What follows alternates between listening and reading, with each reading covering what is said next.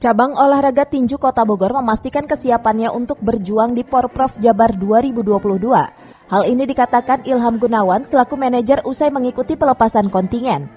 Ia menjelaskan pada perhelatan olahraga bergengsi se-Jawa Barat 2022, Pertina Kota Bogor menerjunkan para petinju terbaiknya. Mereka telah melakukan latihan intens sejak beberapa bulan kebelakang. Berbicara lawan yang paling diwaspadai, Ilham mengatakan jika para petinju dari Kota Bandung serta Bekasi yang diprediksi kuat bakal menjadi lawan berat. Meski begitu, ia tetap optimis jika target mewujudkan 3 medali emas bisa terwujud. Cuma intensitasnya dikurangin buat menjaga kondisi dia fit, cuma ngejaga aja biar performanya nggak turun. Insya Allah lah sesuai target. Berapa medali?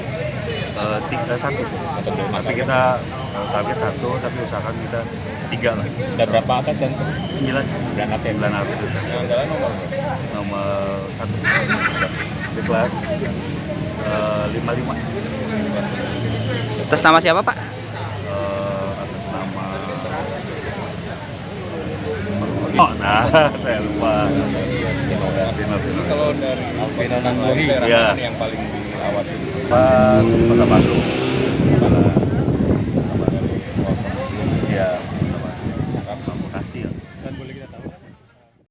Dari Kota Bogor, Cevi Suryadi melaporkan.